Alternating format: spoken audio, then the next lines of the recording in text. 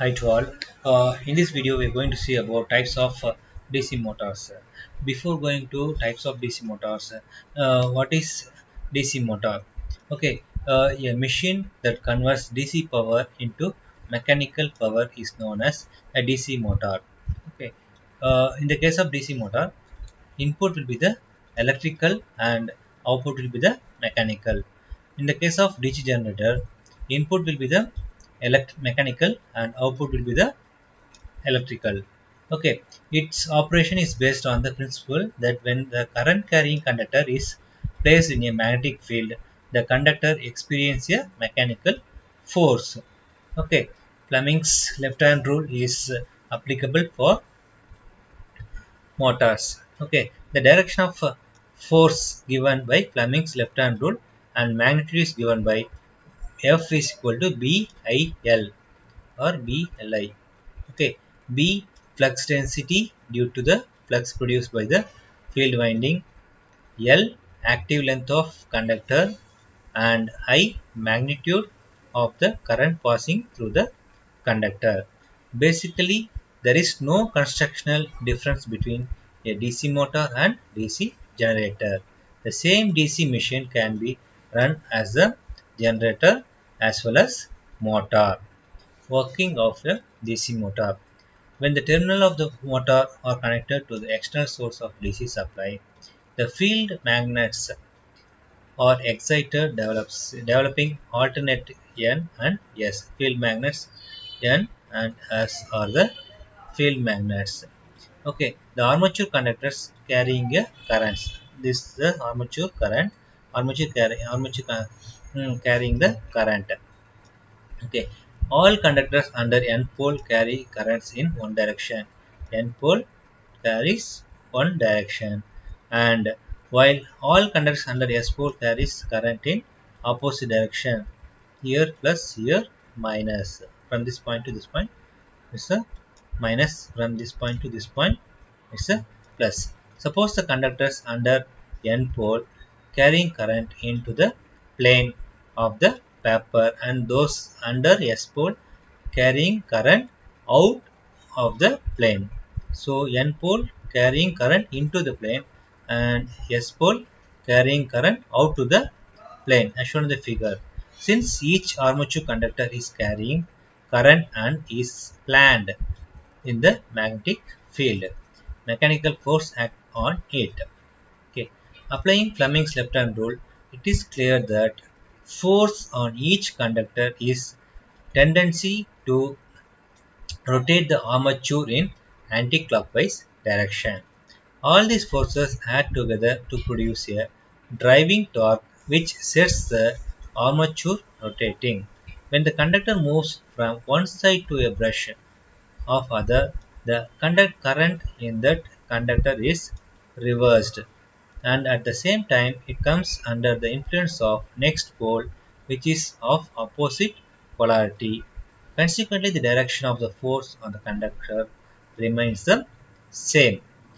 Now, like generators, there are three types of DC motors characterized by the connections of the field winding. Based on the field winding connection to the motor, it can be classified into three types. Okay, DC motor, DC shunt motor, DC series motor, DC compound motor. In the compound motor can be further divided into long shunt and short shunt. Okay, first DC shunt motor. Shunt wound motor in which the field winding is connected in shunt or parallel with the armature winding. The current through the shunt field winding is not the same as armature current. The value of field current value will be very less than compared with armature current. Suppose the armature current value will be 20 amps and the field current approximately in the range of 1 to 2 amps. Shunt field windings are designed to produce the necessary MMF by means of a relative large number of turns of wire having high resistance. Therefore, shunt field current is relatively small compared to the armature current. So IL is equal to IA plus ISH in the case of shunt motors. Okay, IL is the load current. It will be divided into ISH plus IA.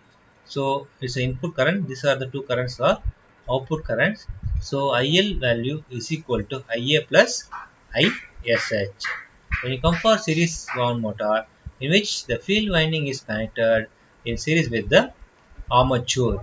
Therefore, series field winding carries the armature current.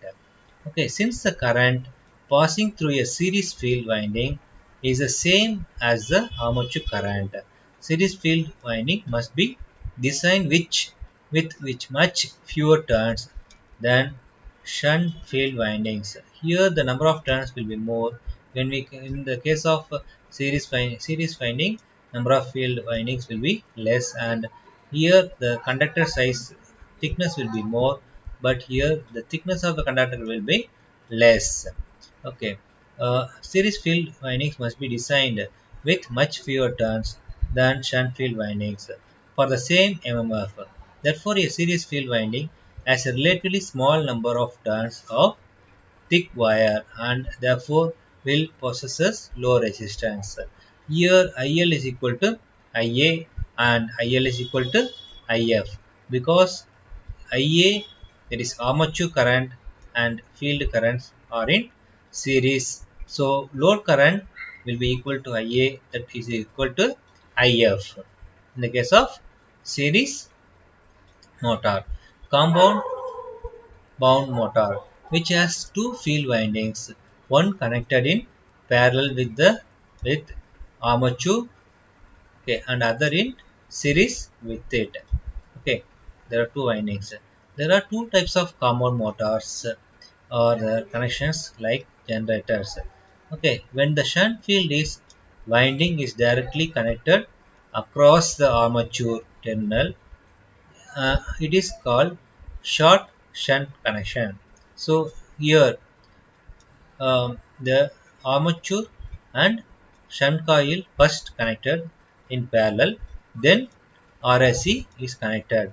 So IL value will be RSC. IL is equal to RSC. So RSC is equal to ISH plus IA, and IA is equal to IA is equal to IRSC. ISC is equal to ISH plus IA. When the second one, when the shunt field winding is directly connected across the armature terminals, it is called short shunt connection. When the shunt winding is so connected that is shunts, the series combination of armature and series field is called long shunt connection. Here IL is the entering current, and here it will be divided into two, ISH plus IA. Okay, so the current flowing here will be, so IL is equal to ISC plus ISH, or IL is equal to IA plus ISH. Both the conditions you can get the voltage, sorry, current. Okay, thank you.